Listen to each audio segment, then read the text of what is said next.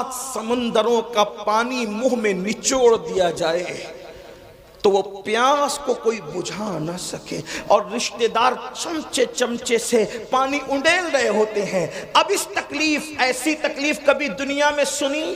ایسی تکلیف کبھی دنیا میں دیکھی؟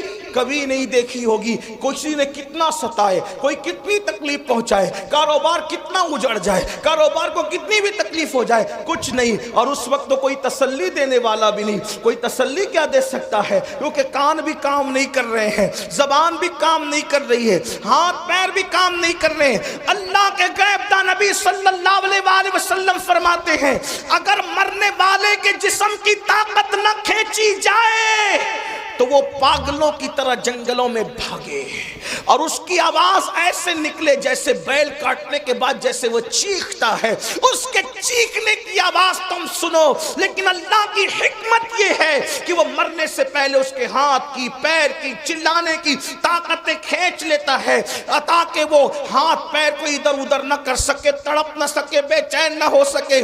اگر لوگ مرنے والے کی اس موت کی کیفیت کو جان لیں تو شادیاں کرنا چھوڑ دیں، شادی شدہ بیویوں کے پاس جانا چھوڑ دیں، فرمایا اچھے کپڑے پہننا چھوڑ دیں، اچھا کھانا کھانا چھوڑ دیں، اور لوگ استغفار کرتے ہوئے جنگلوں میں پاگلوں کی طرح بھٹکتے رہیں۔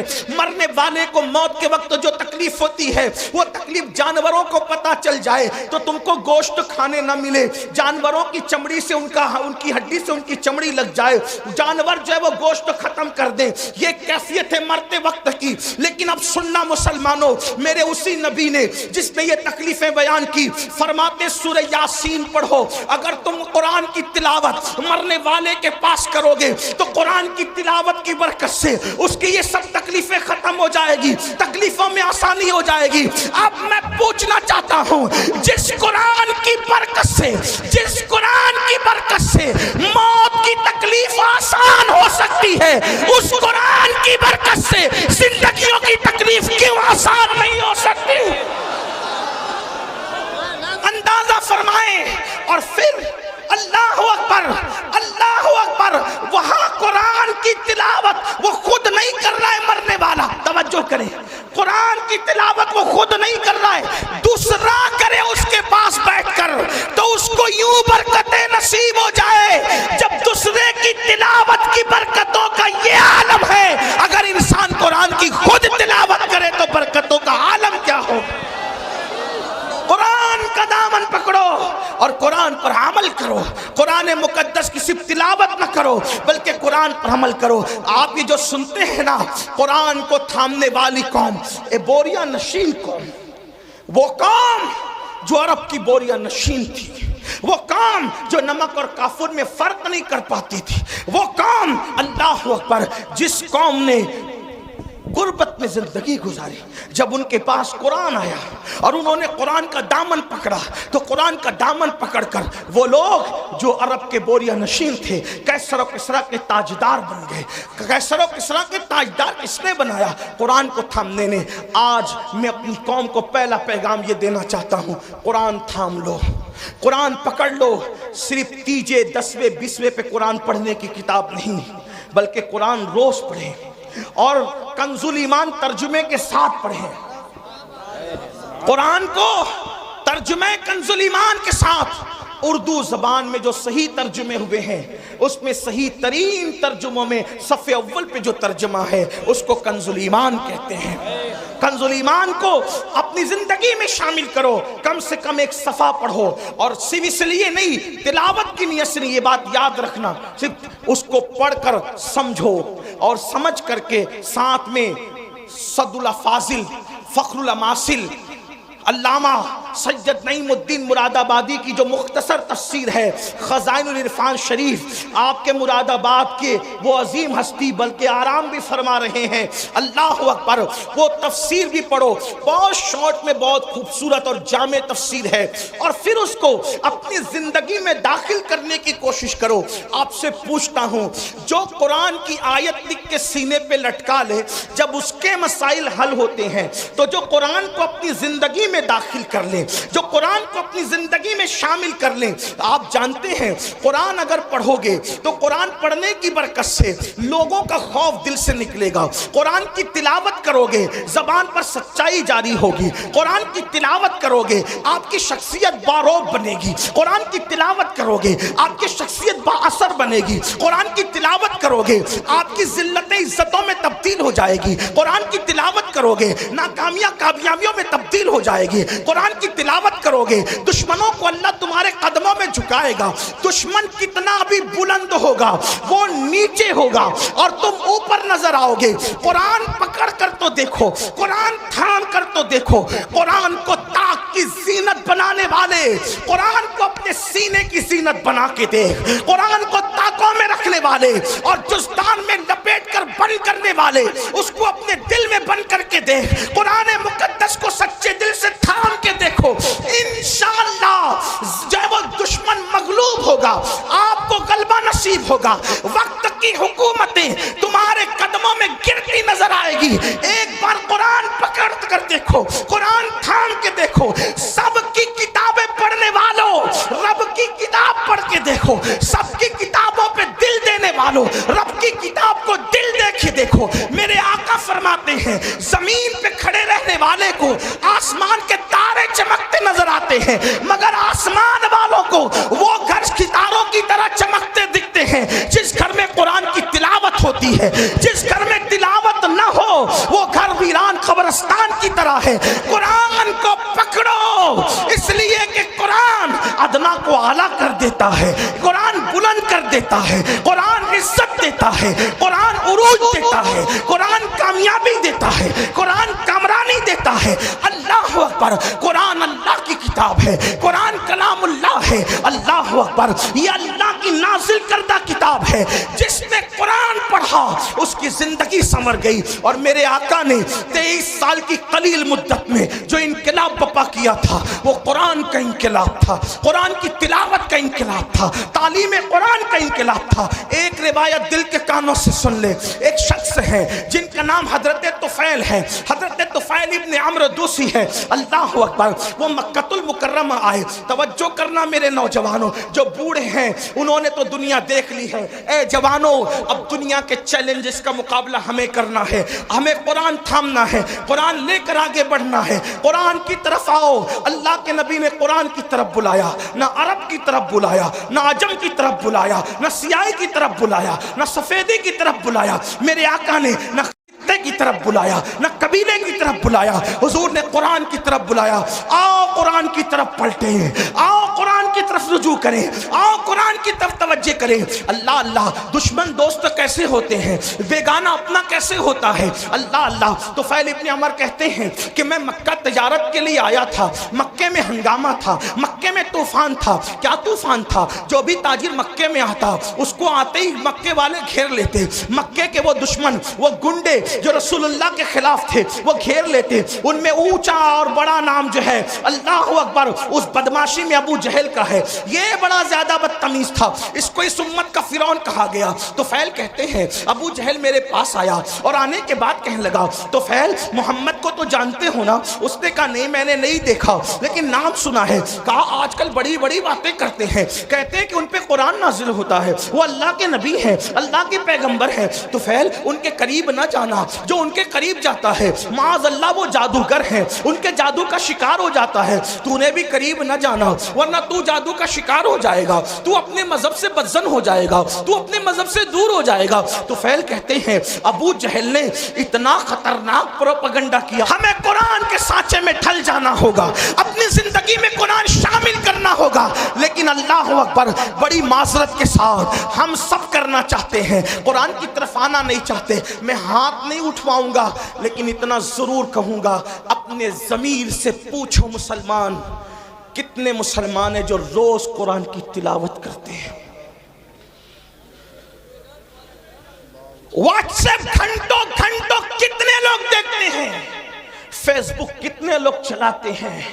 یوٹیوب کتنے لوگ دیکھتے ہیں؟ اور قرآن کتنے لوگ صرف پڑھنے کی، بلکہ بیشتر مسلمان وہ ہیں جنہیں قرآن پڑھنا بھی نہیں آتا۔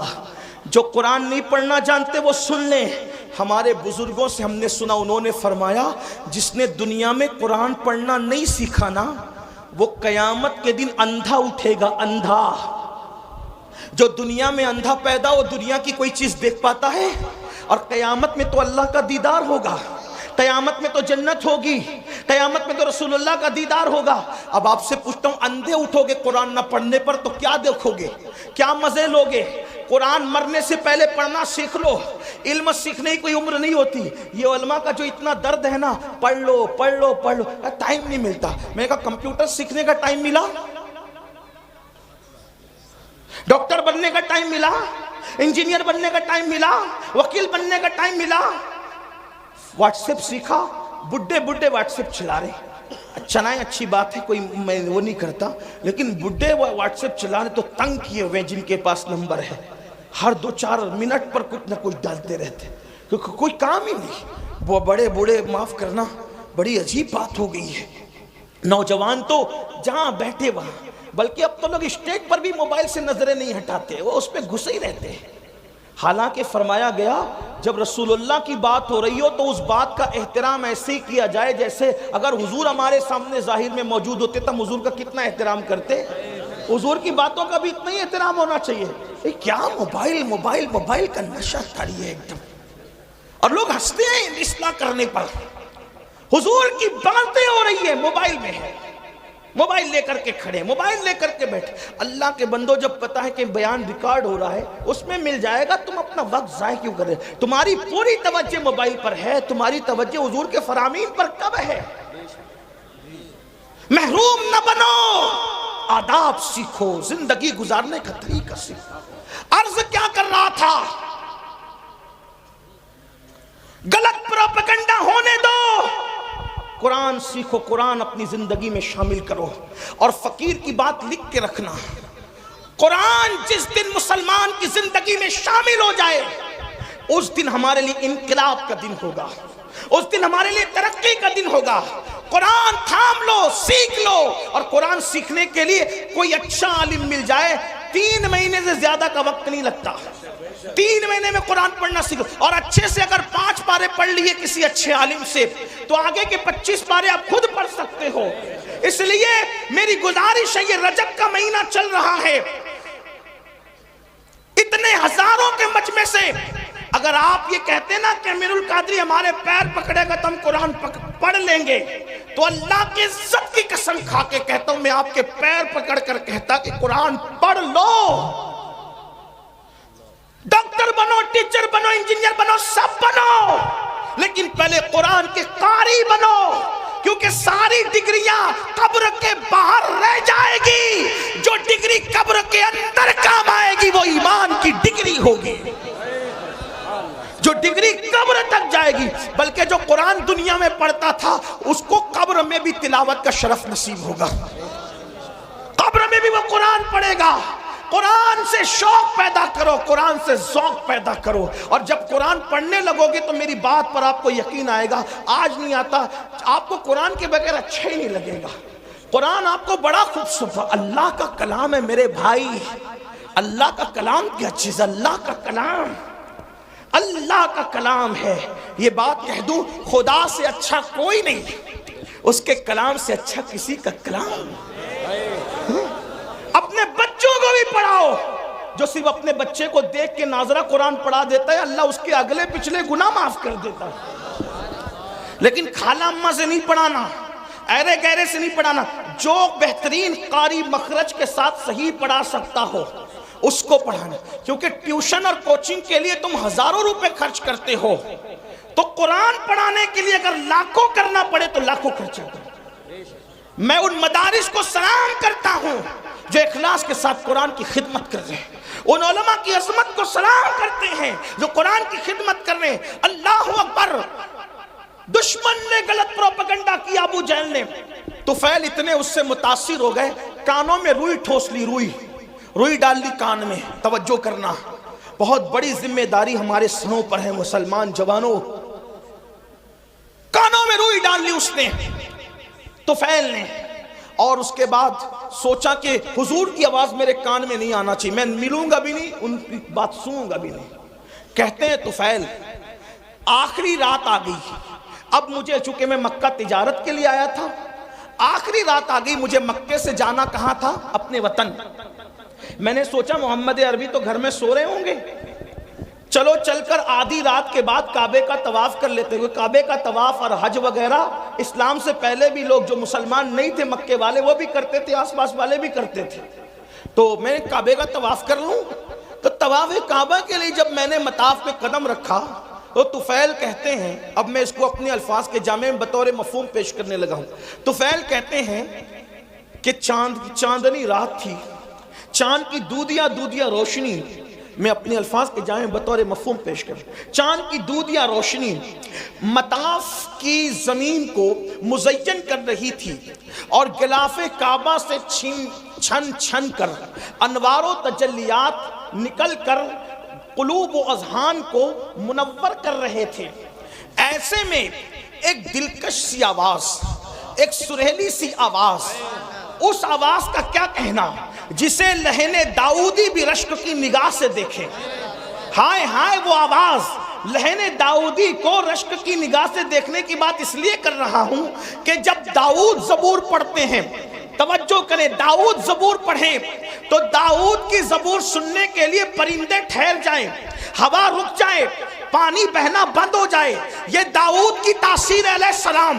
لیکن جب محمد الرسول اللہ کی آواز نکلے تو خالق کائنات، خلاق کائنات، کائنات کو پیدا کرنے والا خداوند قدوس اس آواز کا مشتاق ہے، مشتاق. اللہ اکبر. اسی لیے تو دیکھیں ان کے چہرے کا بھی اشتیاق ہے اور ان کی آواز کا بھی اشتیاق ہے اور ان کی ملاقات کا بھی اشتیاق ہے. اسی لیے تو قرآن میں جگہ جگہ ہے، قل یا ایھا الکافرون قل هو اللہ احد قل ان کنتم تحبون اللہ. اللہ اکبر، اللہ اللہ. جگہ جگہ قل کیوں ہے؟ یعنی محبوب آپ فرما دے، محبوب آپ فرما دے، محبوب آپ فرما دے. یا اللہ پاک کلام تیرا ہے اور تو کہتا ہے آپ فرما دے. یہ آپ سے کیوں سننا چاہتا ہے تو استاد زمان بڑے خوبصورت لب و لہجے میں اس کی عقدہ کشائی کرتے ہیں اور کہتے ہیں قل کہہ کے اپنی بات بھی،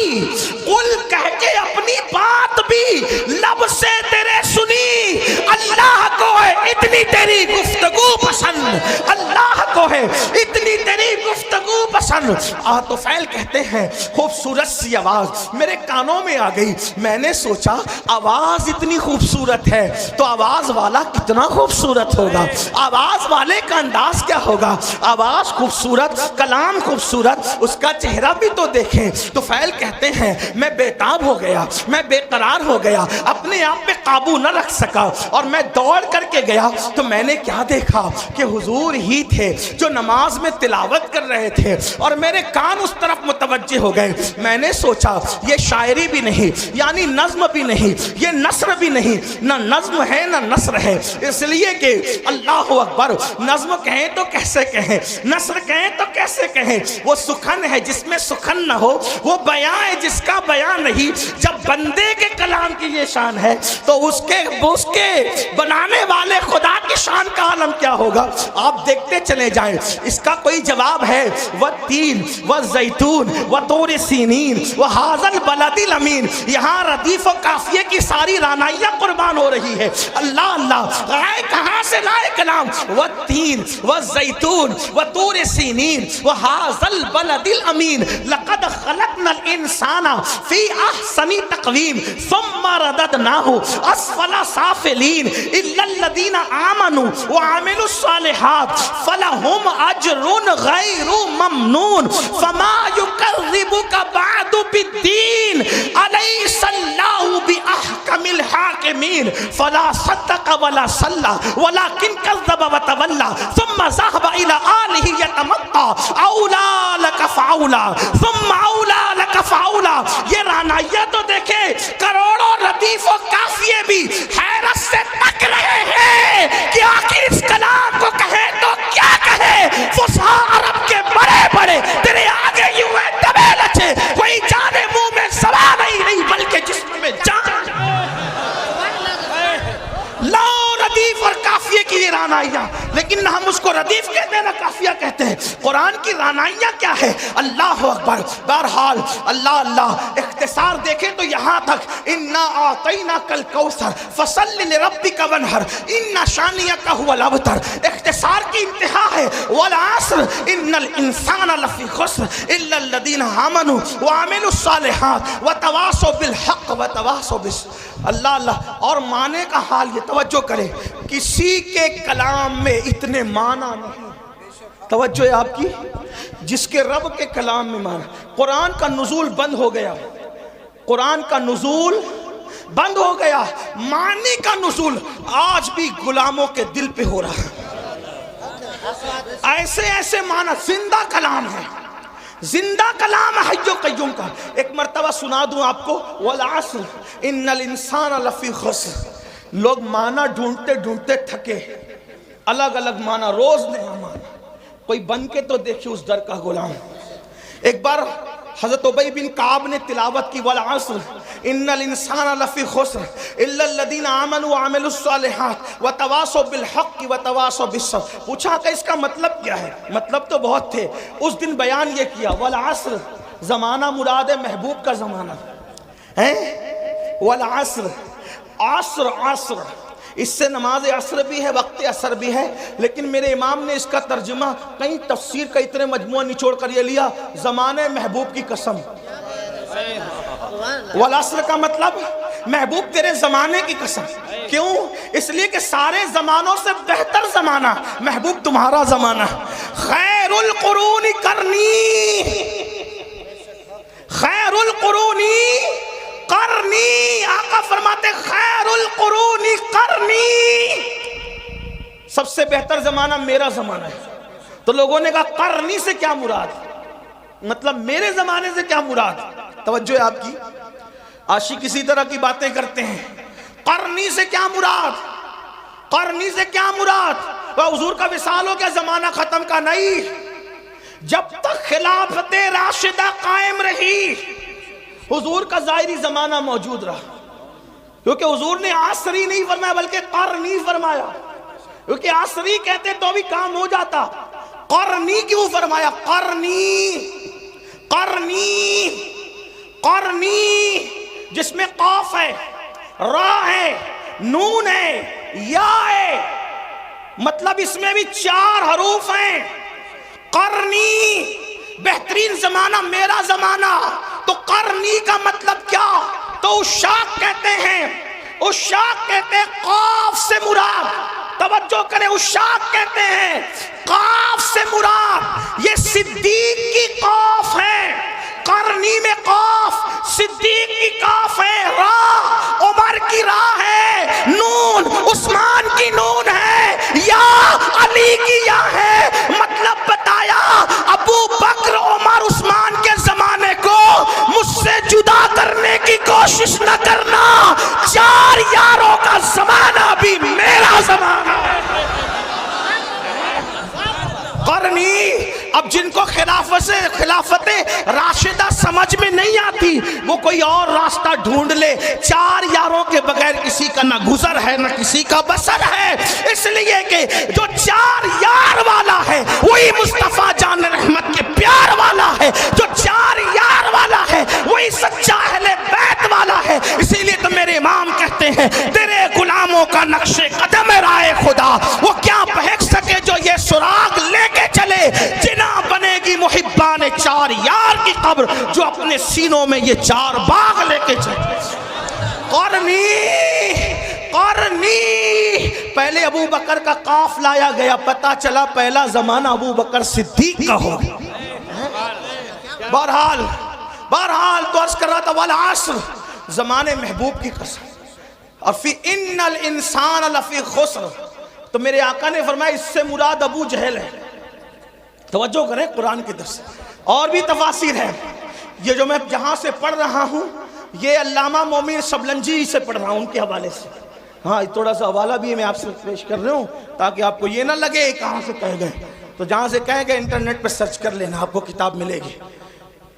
ان الانسان لفی خسر. فرمایا انسان خسارے میں، جو تو سب خسارے میں جو بھی اس جماعت کے ہیں، لیکن اس میں فرمایا ابو جہل اس میں پہلے نمبر پر ہے. پھر کیا کہا؟ ان الذین آمنوا الا الذین آمنوا الا الذین آمنوا، جو ایمان لائے کا اس سے ابو بکر صدیق ہے، وعملوا الصالحات کا اس سے عمر مراد ہے، وتواصوا بالحق اس سے عثمان مراد ہے، وتواصوا بالصبر اس سے سید السادات علی مرتضی مراد۔ چار یار کی شان قرآن یوں بیان، لوگ کہتے ہیں قرآن میں کہاں ہے چار یار، ہم کہتے ہیں قرآن میں رسول اللہ نے بیان ہے۔ اور علامہ مومن شبلنجی کہتے ہیں کہ جو یہ کتاب میں ذکر کر رہا ہوں یہ میں نے اہل بیت کے لیے خالص کی ہے۔ بہرحال اللہ اکبر عرض کر رہا تھا کہ قرآن کا معنی آج بھی نازل ہو رہا ہے۔ تو حضرت طفیل کہتے ہیں میں نے سوچا آواز اتنی خوبصورت ہے، آواز اتنی خوبصورت ہے، آواز چہرہ کیسا ہوگا؟ دیکھا تو چہرہ ایسا ہی تھا، کیسا ہی تھا، کیسا تھا بتاؤں؟ آفاقہا گردیدم بہرے بتا ورزیدم۔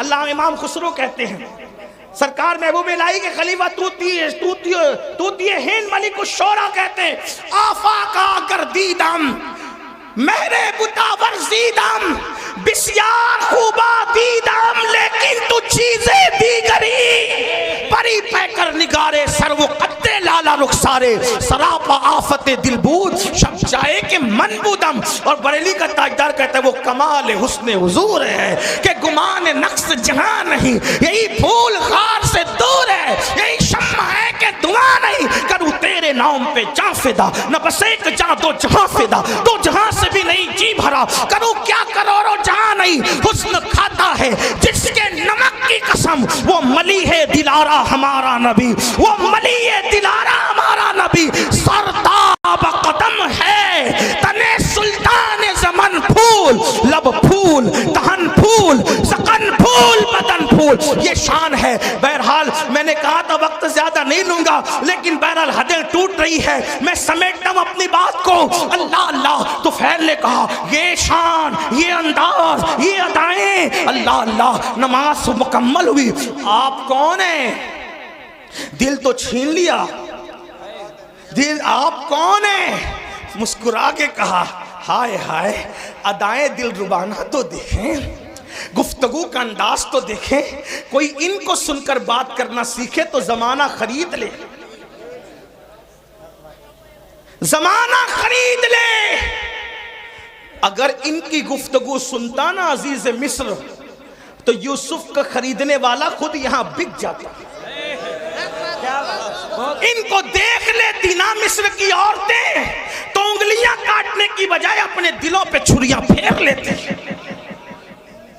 یہ کیسے تھے اور کیسے ہیں اور کیا ہیں، اس کو مولانا جمیل الرحمن کے دو مصرے پہ قصہ مکمل کرتا ہوں۔ کہتے ہیں کیا حسن ہے سید ابرار تمہارا، اللہ بھی طالب دیدار تمہارا، اور کیوں دید کے مشتاق نہ ہو حضرت یوسف، اللہ کا دیدار ہے دیدار تمہارا، اللہ کا دیدار ہے دیدار تمہارا۔ کیا حسن ہے کیا جمال ہے، زلفیں اگر آ جائیں چہرے پر، توجہ کریں، زلفیں اگر آ جائے چہرے پر تو قرآن واللیل کا ترجمہ بن قرآن مقدس واللیل گنگنانے لگے، اور جب زلفیں سور کر پیچھے چلی جائیں تو قرآن والضحیٰ کہتے ہوئے نظر آئے۔ اگر خرام ناز کریں مکے کی گلیوں میں تو قرآن کہے لا اقسم بہذا البلد، کھائی قرآن خاکے گزر کی قسم، اس کفے باقی حرمت پہ لاکھوں سلام۔ ہائے ہائے ہائے اللہ اکبر۔ حال یہ ہے اگر مسکرا دے تو ون نجم کی تفسیر بن جائے،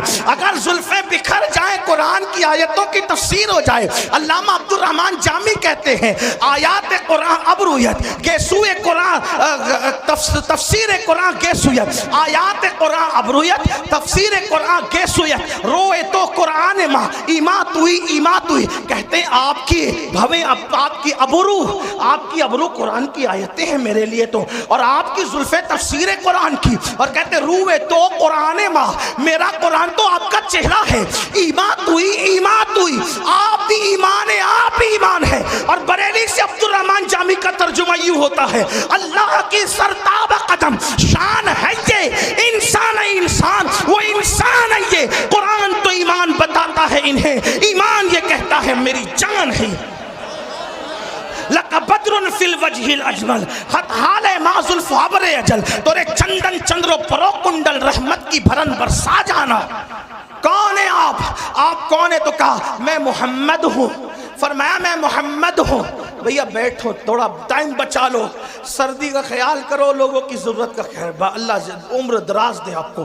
تھوڑا نعرے سے تھوڑا ٹائم میرا بچے. کوئی نعرے سے مجھے اختلاف نہیں، حدود شرع میں رہ کے جو لگاؤ لگا سکتے، لیکن میرا ٹائم بچا لو، جلدی ختم کرنا ہے، بہت دیر سے بیٹھے.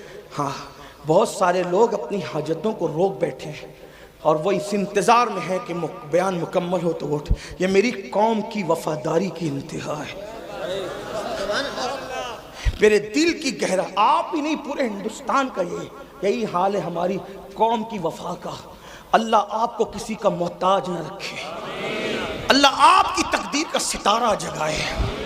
جس طرح نبی کے نام پہ یہاں بیٹھے ہیں، جنت میں نبی کے ساتھ اس طرح بیٹھنا نصیب ہو جائے انشاءاللہ. فقیر کے دل کی گنہگار بہت ہوں، بدکار بہت ہوں، لیکن نسبت کی وجہ سے دعا کر رہا ہوں کہ خدا اس بارگاہ عرش مقام کے ساتھ بیٹھنا نصیب کرے. کون ہے آپ؟ کہا میں ہی تو محمد ہوں. آپ بھی محمد ہیں؟ کیا پڑھ رہے تھے؟ کہا یہ اللہ کا کلام ہے. وہ کہا آپ کس چیز کی دعوت دیتے ہیں؟ کہا نماز پڑھو. پہلی بات کیا کی؟ ایمان کے بعد نماز پڑھو. اس وقت بھی نماز ہی کی دعوت تھی. ایمان کے بعد آج نماز نہیں. سب پڑھیں گے مولانا نماز نہیں پڑھنا، اور حضور علیہ السلام فرماتے ہیں جو نماز نہیں پڑھتا میں اس سے بیزار ہوں. حضور بیزار ہیں، کچھ کر لیں آپ. بلکہ یہاں تک فرمایا جس کی نماز نہیں اس کا دین نہیں، یہاں تک فرمایا. حدیث تعویل کی گئی ہے حدیث کی، اس کا وہ یہ یہاں وقت نہیں. فرمایا بے نمازی کے ساتھ بیٹھو گے اس پہ لعنت برستی آسمان سے. فرمایا بے نمازی کو زکوٰۃ تک نہ دو، اگر بے نمازی پریشان ہے غریب ہے اس کو زکوٰۃ تک نہ دو. یہاں تک فرمایا. میرے آقا کے دیوانوں، اللہ کے بندو، کچھ ڈرو، خوف کرو. یہ کس نے سبق پڑھا دیا کہ نماز کے بغیر بھی آپ جنت میں جائیں گے؟ مرنے کے بعد آنکھ کھلے گی. جلسے کا جہاں اور ہے، قیامت کا جہاں اور ہے. ہاں شاعری کی دنیا اور ہے، حدیث کی دنیا اور ہے. آپ یہ جو بہت سینہ سپر ہو کے کہتے ہیں نا کہ میں جنتی، میرا جنت میرے باپ کی، میرے بھائی اللہ سے ڈر، جن کو رسول اللہ نے جنت کی بشارتیں دی تھی وہ رویا کرتے تھے. نماز پڑھو، نماز مسجدوں کو آباد کرو، توبہ کرو بے نمازی پن سے. اور فرمایا نہ ایمان لے آؤ، نماز کی دعوت، بدکاری سے بچو، رشتہ داروں کے حقوق ادا. فرمایا کتنی اچھی تعلیم ہے آپ کی. تو ویل نے کہا کتنی اچھی تعلیم ہے آپ کی. وہ فرمایا یہی تعلیم ہے. وہ ابو جہل تو وہ گنڈا گردی کر رہا تھا، آپ کے خلاف بہکاتا تھا. حضور نے فرمایا کہ اس کی اپنی بات ہے، لیکن میری بات ہے. کہا جو آپ کہتے ہیں اگر وہی حق ہے مجھے بھی مسلمان بنا دے. تو فیل قرآن سن کے مسلمان ہے. اس کی حضور اب اپنے وطن جانا چاہتا ہوں، کوئی نشانی دے دے. سرکار نے پیشانی پہ ہاتھ لگایا تو پیشانی چمک اٹھی. لے جا، اس کی روشنی نکل رہی ہے. کہا حضور میری قوم اتنی توہم پرست ہے، کہے گی کہ اسلام قبول کیا تو برس کا نشان آ گیا تو وہ اور بدزن ہوگی. فرمایا یہ نشانی مجھے ہاتھ پہ دے دے. حضور نے ہاتھ پہ ہاتھ لگایا تو ہاتھ روشن ہوا. ہائے ہائے ہائے. ہمارے بزرگوں نے صوفیہ فرماتے ہیں کسی کا رومال استعمال نہیں کریں، ورنہ جس کا ہے اور اس کے درمیان بغض پیدا ہو سکتا ہے. صوفیہ کا قول ہے، حدیث میں نہیں ہے. تو میرے بھائی میں تو محبت بڑھانے آئے ہیں، ایسا ظلم نہ کرو. محبت میں آپ دے رہے ہو لیکن میں تو چاہتے بڑھانا. حضور نے فرمایا جس سے محبت کرو گے قیامت میں اس کے ساتھ رہو. ان علماء اور سیدوں سے محبت کیوں نہ کر لوں کہ اپنا بھی بیڑا پار ہو جائے. ہاں تو نشانی دے دی ہاتھ پہ. اللہ اکبر. ایک بات کہوں، یوسف علیہ السلام تھے بڑے خوبصورت، لیکن سب کو حسن دکھایا، کسی کو خوبصورت بنایا نہیں. ہائے ہائے. ہاں یہ میرے نبی کا معجزہ ہے. ایسے خوبصورت ہیں ہاتھ مس کر دے تو اسے بھی خوبصورت کر دے، خوبصورت بنا بھی دیتے. اور طفیل ہی کے ہاتھ پہ وہ نشانی دیکھ کر حضرت ابو ہریرہ کا ذہن بن گیا مسلمان ہونے کا. حضرت ابو ہریرہ طفیل کے ذریعے مسلمان ہوئے. حضرت ابو ہریرہ طفیل کے ذریعے. یہاں بھی ایک بات خاص سن لو, آج حضرت طفیل کا نام کوئی نہیں جانتا, ابو ہریرہ کو پوری دنیا جانتی ہے. میرے بھائی دین کا کام کر لے, کسی کو سدھار لے, کسی کو سنوار لے, ہو سکتا ہے ہمیں کوئی نہ جانے, لیکن ہماری کوشش سے جو سنور گیا وہی ہمارے لیے نجات کا ذریعہ بن جائے. اللہ اکبر. حضرت ابو ہریرہ حضرت طفیل کی کوششوں سے ان کا ذہن بنا. بہرحال یہ الگ عنوان ہے. تو قرآن سنا کر کے طفیل کو مسلمان بنایا. حضرت عمر کی بہن نے قرآن پڑھا تو حضرت عمر مسلمان ہوئے. اس طرح قرآن نے, بلکہ میرے آقا نے بہت پیاری بات ہو, ہائے ہے ہر بات پیاری, فرماتے ہیں مکہ تلوار سے فتح ہوا. آقا فرماتے ہیں مکہ تلوار سے فتح ہوا, اور قرآن کی برکت سے مدینہ فتح ہوا. قرآن سے مدینہ فتح ہوا. مکہ تلوار سے, حالانکہ تلوار چلی نہیں, لیکن بہرحال تلوار کا خوف تھا ان لوگوں کو. اللہ اکبر فرماتے ہیں لیکن مدینہ قرآن سے فتح ہوا. پتہ چلا قرآن فاتح ہے, تلوار سے بڑا کام قرآن کرتا ہے. قرآن کے قریب کرو, محنت کرو, مشقت کرو, لوگوں کو قرآن کے قریب لاؤ. لیکن خود ہی قرآن نہیں پڑھتے تو دوسروں کو کیا قرآن سناؤ گے؟ تو آقا نے فرمایا کتاب اللہ, اللہ کی کتاب پکڑ لو. اور میرے آقا علیہ الصلوۃ والتسلیم کے غلاموں, اگر قیامت تک زندہ رہنا ہے تو قرآن پڑھو, قرآن پر عمل کرو. اس لیے کہ آج اگر حسین گھر گھر ہیں, حسین ہر جگہ ہیں, حسین نگر نگر ہے, حسین ڈگر ڈگر ہے, حسین زبان زبان ہے, حسین دل دل ہے, تو لوگ زندگی میں قرآن نہیں پڑھتے. میرے حسین نے تو بعد شہادت قرآن پڑھ کر کے سنایا اور بتا دیا میرے گلے کا تعلق جسم سے کٹ چکا ہے, لیکن اب بھی میرا تعلق قرآن سے ختم نہیں ہوا ہے. اور آقا نے یہ بات پہلے بیان کی تھی, کتاب اللہ و عطرتی اہل بیتی, میں اللہ کی کتاب اور اہل بیت چھوڑ کے جا رہا ہوں, میری اہل بیت میری اولاد کو چھوڑ کے جا رہا ہوں. فرمایا یہ دونوں جدا نہیں ہوں گے. فرمایا جدا نہیں ہوں گے یہ دونوں, یہ کبھی جدا نہیں ہوں گے. قرآن اور اہل بیت ہمیشہ ساتھ ساتھ رہیں گے. اسی لیے آپ دیکھیں سر جدا ہو گیا, قرآن سے تعلق ختم نہیں ہوا. اہل بیت کا دامن پکڑو, اہل بیت کا. لیکن بات آگے بڑھانے سے پہلے ایک بات کہہ دوں, ایمان لگتی گئی. اہل بیت سے محبت کا مطلب یہ نہیں کہ صحابہ کو گالیاں دو, ہاں اچھی طرح خیال رکھنا. اس لیے کہ اہل بیت کے فضائل ہمیں کالے سینے والوں سے نہیں ملے, اہل بیت کے فضائل ہمیں صحابہ کرام سے ملے.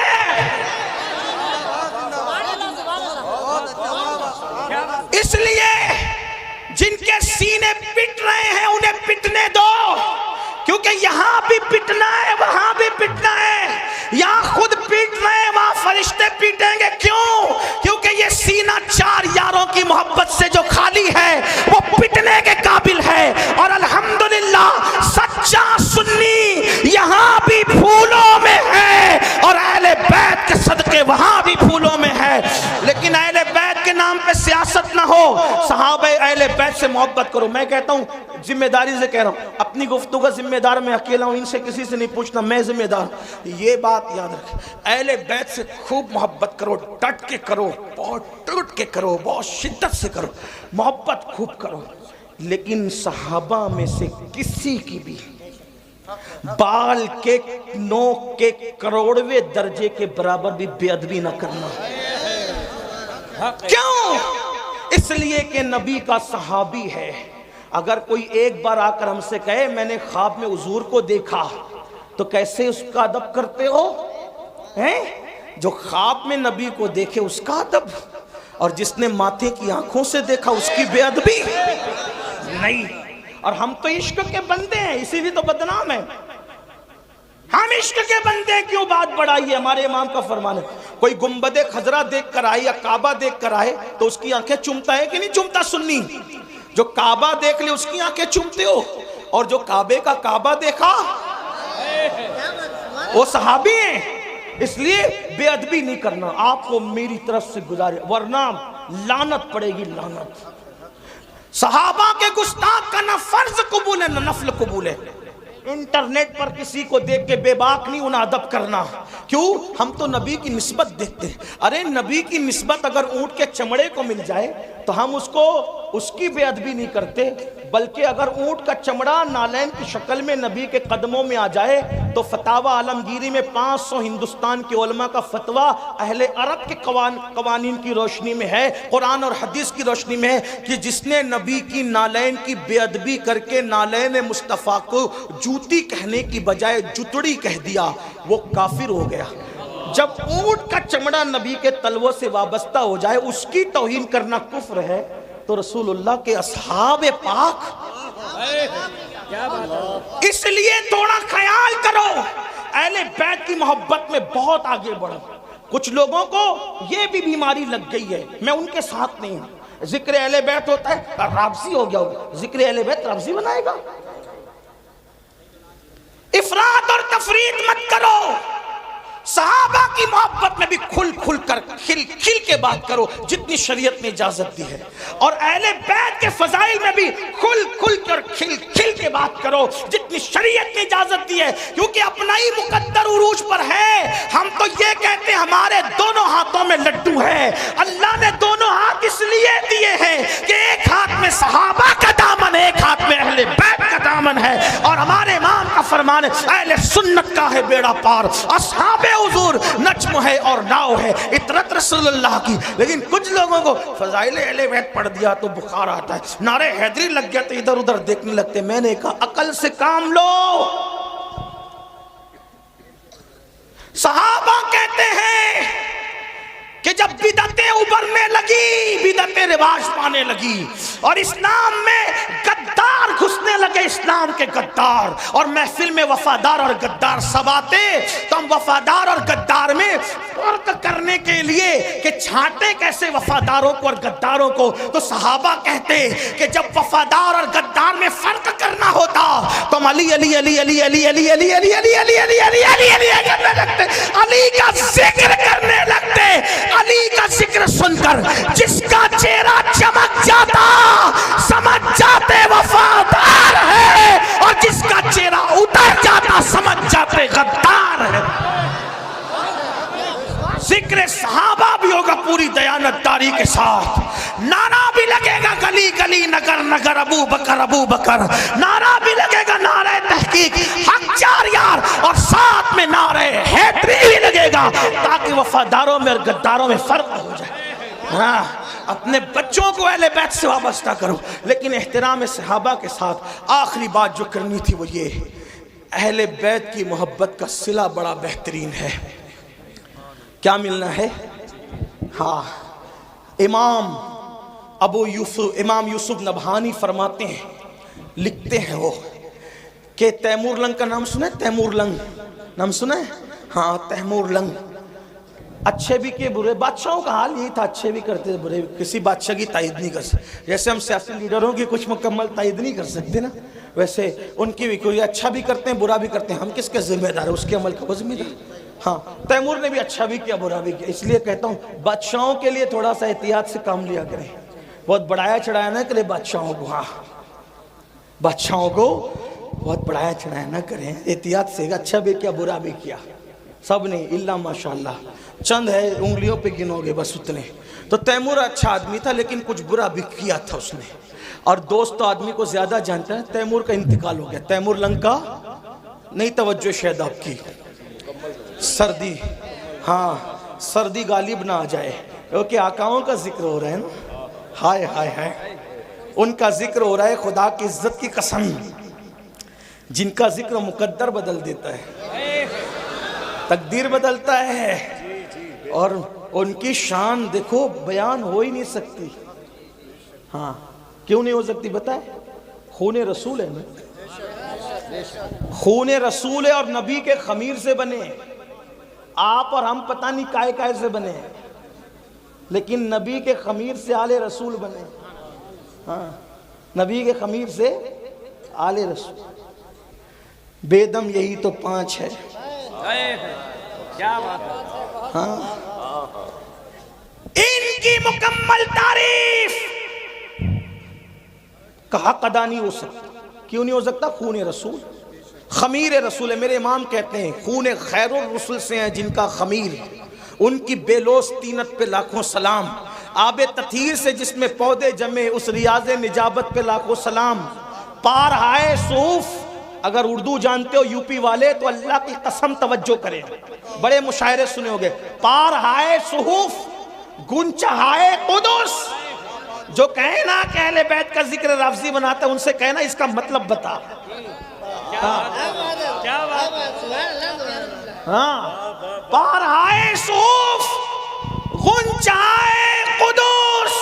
اور یہاں ان کو بھی جواب ہے جو کہتے ہیں سنی ذکر اہل بیت نہیں کرتے، میں نے کہا یہ امام اہل سنت کا کلام ہے، اور سنی جس طرح کھل کھل کے کرتا ہے اس کسی کے باپ میں کیا ہمت ہے کرنے کی؟ سینہ پیٹنے والوں کی 300 سالہ کتابیں ایک طرف اور میرے امام کے یہ 2 مصرے ایک طرف، لیکن ہم غلو نہیں کرتے۔ پار آئے صحف، میں تشریح نہیں کروں گا کیونکہ وقت نہیں ہے ورنہ کرتا اور خوب کرتا کیونکہ طالب علم ہوں۔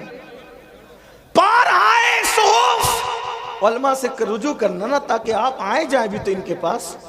پار آئے صحف گنچہائے قدس، اہل بیت نبوت پہ لاکھوں سلام، سیدہ زاہرہ طیبہ طاہرہ جان احمد کی، پھر اس میں جان احمد کی، جان احمد سے مراد رسول اللہ کی جان،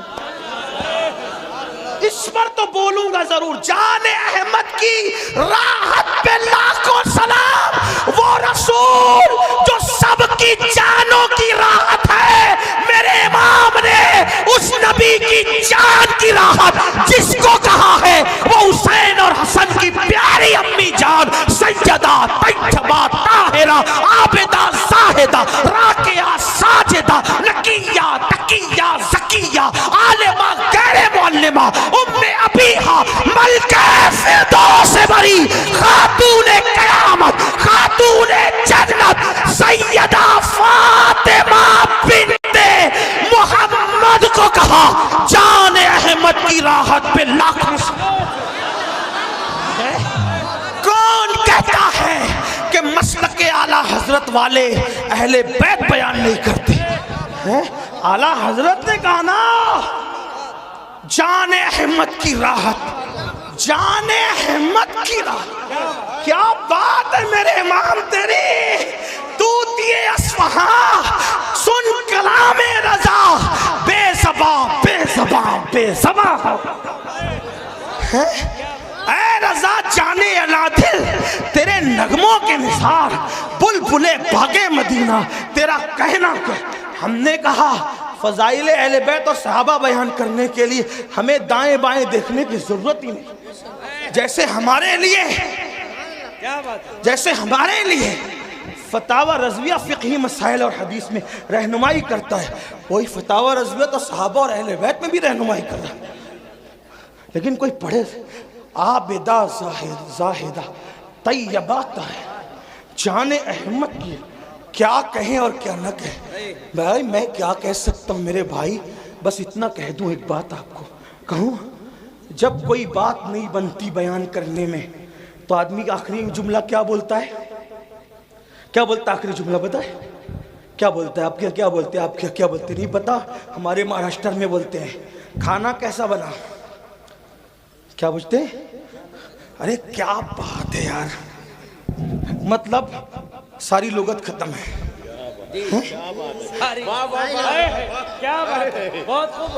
یہ لوگ بھی کہہ رہے کیا بات ہے۔ بھائی جب بات مکمل بیان نہیں ہو سکتی اور آدمی تھک جاتا ہے تو سب کچھ بولنے کے لیے کیا کہتا ہے؟ کیا کھانا کیسا بنا، کیا بات ہے، میرا بچہ کیسا لگا، ارے کیا بات ہے، بچی دیکھنے گئے تھے رشتے کے لیے کیسی لگی، کیا بات، تاج محل دیکھا کیسا لگا، کیا بات ہے۔ ایک سوات علوم و فنون کا ماہر مجدد پانی پہ قلم اٹھاتا ہے تو پانی کو پانی پلا دیتا ہے، مٹی پہ قلم اٹھاتا ہے تو مٹی کو مٹی میں ملا دیتا ہے، فلکیات کی بات کرتا ہے تو علوم فلکیات کے ماہرین طفل مکتب نظر آتے ہیں، اور جب ہدایت کے بخشش لکھتا ہے تو غالب اور اقبال کا فن حیرت سے اس عاشق کے قلم کو دیکھتا نظر آتا ہے، اور داغ دہلوی کہتے نظر آتے ملک کے سخن کی شاہی تم کو رضا مسلم جس سمت آ گئے ہو سکے بٹھا دیے ہیں، لیکن وہ ہر چیز کی بال کی خال بیان کرنے والا فقیہ مجدد متکلم مفسر دائی مدبر مفکر صوفی اللہ اکبر اپنے زمانے کا سرمد حسان الہند بلال ہند یا ہر بات کھل کھل کر کہہ دے، ہر بات کھل کھل کر کہہ دے، لیکن جب نبی کی اہل بیت کی بات آتی ہے تو پھر وہ بھی کہتا ہے کیا بات رضا۔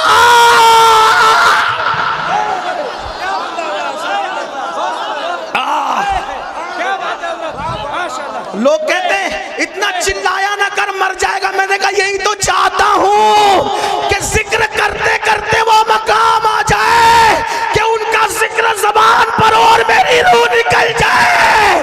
کیا بات رضا، کیا بات رضا، کیا بات رضا، میں نے کہا کس کی؟ تو کہتے اس چمنستان کرم کی، چمنستان کی نہیں، تمہاری عقل پہ چھوڑ کے جا رہا ہوں، اگلے جلسے تک سوچتے رہنا اہل بیت ہے کس چیز کا نام۔ کیا بات رضا، کیا بات رضا، اس چمنستان کرم کی۔ ایک بات عرض کروں، یہ بات مکے میں کیوں گئی؟ مجھے ایسا لگتا ہے کوئی ناسبی اگر کوئی اور شعر ہوتا کہتا یہ اعلی حضرت کا نہیں ہے تو اپنے نام کے ساتھ بیان کیا کہ میرا ہی ہے۔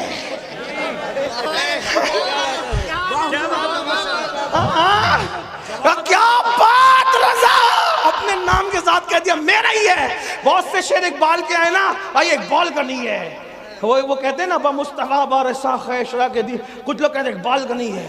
ہم کہتے ہیں کہ یہاں اقبال نے اپنا نام نہیں لیا، امام احمد رضا بڑے دانا اور مدبر تھے، نام کے ساتھ بتایا یہ میرا ہی کلام ہے۔ اہل بیت کا سچا وفادار احمد رضا، اہل بیت کی چوکھٹ کا عظیم محافظ احمد رضا، ارے 14ویں صدی کے سید کی پالکی کو جو کاندھا دے، وہ 900 سال کے پہلے سید معین الدین چشتی کا کتنا وفادار ہوگا۔ وہ شاہ برکت اللہ کی چوکھٹ میں، شاہ برکت اللہ کی گلیوں میں ننگے پیر چلنے والا میرا امام بغداد کی گلیوں میں جاتے تو کچھ احترام سے چلتے نظر آتے اور کہتے میری قسمت کی قسم کھائیں سگانے بغداد، ہند میں ہوں بھی تو دے دا رہا ہوں پیرا تیرا۔ ڈائریکٹ غلام بھی نہیں کہتے، غوث پاک کا ڈائریکٹ غلام نہیں کہتے، تجھ سے در، در سے سگ اور سگ سے ہے مجھ کو نسبت۔ جو سیدہ کے بیٹے کا اتنا احترام کرتا ہو وہ سیدہ کا کتنا احترام کرتا ہوگا، وہ حسنین کریمین کا کتنا احترام کرتا ہو۔ کہتے کیا بات رضا، میرے امام کس کی؟ کہا اس چمنستان کرم کی۔ چمنستان نہیں، چمنستان کرم۔ کون سا چمنستان کرم؟ نبی کا چمنستان کرم۔ اب کرم کا چمنستان دیکھنے کے لیے کچھ دیکھنا بھی تو پڑے گا نا، توجہ کرے۔ کیا بات رضا، کیا بات رضا۔ میں آپ کو نہیں کہوں گا کہ سبحان اللہ بولو، یہ میری ہمت نہیں ہے، یہ تو آپ کے ایمان پہ چھوڑا ہے۔ کیا بات رضا، کیا بات رضا، اس چمنستان کرم کی کا کس کی کا سارا ہے کلی جس میں حسین اور حسن پھول۔ موت کی تکلیف کیا ہے، موت کی مصیبت کیا ہے، اللہ اکبر۔ اگر سرہانے بیٹے ایک نہیں 10 بیٹے بھی سرہانے کھڑے ہیں تو باپ کی موت کی تکلیف کو کوئی ایک بیٹا نہیں اٹھا سکتا، کوئی بیٹا اس کو شیئر نہیں کر سکتا، اولاد اس کو شیئر نہیں کر سکتی، بہویں اس کو شیئر نہیں کر سکتی۔ اور موت کی تکلیف کتنی سخت ہے، آئیے اس کی ایک جھلک آپ کو بتا دوں۔ اپنے مسائل کا حل یاد رکھنا صرف تعویذات کے اندر نہیں ہے، تعویذات میں ڈوبنے والی میری سنی قوم سن لو، ہر مشکل کا علاج تعویذ نہیں ہے. تعویذات میں سحر اور جادو کا علاج تو ہو سکتا ہے لیکن ہر مشکل کا علاج نہیں ہے, ہر مصیبت کا علاج نہیں ہے. تعویذات پر تکیہ کر کے بیٹھنے والی میری قوم, تیرے لیے تو اللہ کے رسول نے نسخہ کیمیا عطا کیا ہے. سن لو موت کی تکلیف کیا ہے. اللہ اکبر. صحابی رسول حضرت سیدنا عمرو ابن عاص رضی اللہ تعالیٰ عنہ ارشاد فرماتے ہیں, جس کو فقیہ ابو اللیث سمرقندی لکھتے ہیں, کیا لکھتے ہیں؟ اللہ اکبر. جب کوئی انسان دنیا سے جا رہا ہو, جب کسی کی روح نکل رہی ہو, جب کسی کو موت آ رہی ہو, اللہ اکبر, یہاں نیک اور بد کی تمیز نہیں ہے, یہ نیک اور گنہگار کی ابھی یہاں پر تفریق نہیں ہے, یا مطلقاً سب کے لیے بیان کیا جا رہا ہے. جب کوئی دنیا سے جاتا ہے چاہے نیک ہو یا گنہگار, اس کے سینے پر ایسا بوجھ لگتا ہے, ایسا لگتا ہے کہ جیسے زمین اور آسمان کو اس کے سینے پہ رکھ دیا گیا ہو. اگر کسی کے سینے پر زمین اور آسمان رکھ دیا جائے تو اس وقت اس کو کتنی تکلیف ہوگی. اس وقت اس مرنے والے کو تکلیف ہوتی ہے. اپنے کانوں میں ایئر فون لگا کر گانے سننے والے جوانوں کی توجہ چاہتا ہوں, شراب کی نشستوں کو آگ آباد کرنے والوں کی توجہ چاہتا ہوں, رات رات بھر انٹرنیٹ پر بیٹھ کر زنا کے مناظر دیکھنے والوں کی توجہ چاہتا ہوں. میرے بھائیوں غور تو کرو, ایک منزل وہ آپ پر بھی آنی ہے, وہ مجھ پر بھی آنی ہے. وہ منزل کون سی ہے؟ وہ موت کی منزل ہے, وہ گھاٹی موت کی گھاٹی ہے. مرنا سب کو ہے. اللہ اللہ. صحابی رسول حضرت عمرو ابن عاص رضی اللہ تعالیٰ عنہ کہتے ہیں, زمین اور آسمان اگر کسی کے سینے پہ سمیٹ کر رکھ دیا جائے تو اس وقت جو اس کی تکلیف ہوگی وہ تکلیف مرنے والے کو ہوتی ہے. ذرا تصور کرو, اگر گھر کا پنکھا سینے پہ گر جائے ہم برداشت نہیں کر سکتے. اللہ اکبر. سینے پہ پتھر لگ جائے ہم برداشت نہیں کر سکتے. ڈرائیونگ کرتے وقت اگر کار کی اسٹیئرنگ سینے پر آ جائے ہم برداشت نہیں کر سکتے. اللہ اکبر. وہ کیفیت آپ پر بھی آنے والی ہے, وہ کیفیت مجھ پر بھی آنے والی ہے. اندھیرا گھر, اکیلی جان, دم گھٹتا, دل اکتاتا, خدا کو یاد کر پیارے, وہ ساتھ آنے والی ہے. اللہ اکبر. سینے پہ زمین اور آسمان کو رکھ دیا جائے تو وہ تکلیف نہ ہوگی, مرتے وقت وہ تکلیف ہوگی. اس کے بعد حضرت سیدنا عمرو ابن عاص رضی اللہ تعالیٰ فرماتے ہیں, اتنی سی پہ بس نہیں, جب مرنے والا سانس لیتا ہے تو اس کو ایسا لگتا ہے کہ جیسے وہ ناک کے سوراخ سے سانس نہیں لے رہا ہے, وہ ناک کے سوراخ سے سانس نہیں لے رہا ہے. اس کو ایسا تنگ کر دیا جاتا ہے ناک کے سوراخ کو, اس کو یوں لگتا ہے جیسے وہ سوئی کے ناکے سے سانس لے رہا ہے. اتنا تنگ کر دیا جاتا ہے, اتنا تنگ کر دیا جاتا ہے کہ یوں لگتا ہے کہ جیسے وہ سوئی کے ناکے سے سانس لے رہا ہے. میرے پیارے آقا صلی اللہ علیہ وآلہ وسلم کے پیارے دیوانوں, اسی پر بس نہیں, حضرت سیدنا عمرو ابن عاص فرماتے ہیں, اللہ اکبر, اگر کسی کے پیٹ میں ببل کا درخت اگا دیا جائے اور پھر اس کی ڈنٹھل اس کے نیچے کے مقام سے کوئی کھینچے اس طرح سے کہ اس کی رگ رگ میں ببل کا کانٹا چبا ہوا ہو اور کھینچنے والا زور سے کھینچے, تو اس وقت اس کے پیٹ کی کیفیت کیا ہوگی, اس وقت اس کی رگوں کی کیفیت کیا ہوگی, اس وقت اس کی شریانوں کی کیفیت کیا ہوگی. عمرو ابن عاص کہتے ہیں جب روح نکلتی ہے تو ایسا لگتا ہے کہ جیسے ببل کا کانٹا کا درخت پیٹ میں اگا کر کوئی نیچے سے کھینچ رہا ہے. یہ کیفیت ہوتی ہے مرنے والے کی. حضرت موسیٰ کلیم اللہ فرماتے ہیں, زندہ بکرے کی کھال ادھیڑی جائے تو اتنی تکلیف نہیں ہوتی جتنا تکلیف مرنے والے کو ہوتی ہے.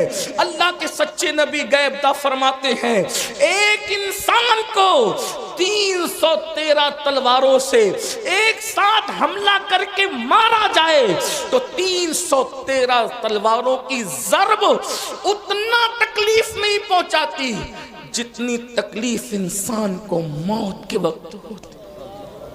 یہ موت کی تکلیف ہے. اور اتنی پیاس لگتی ہے کہ اگر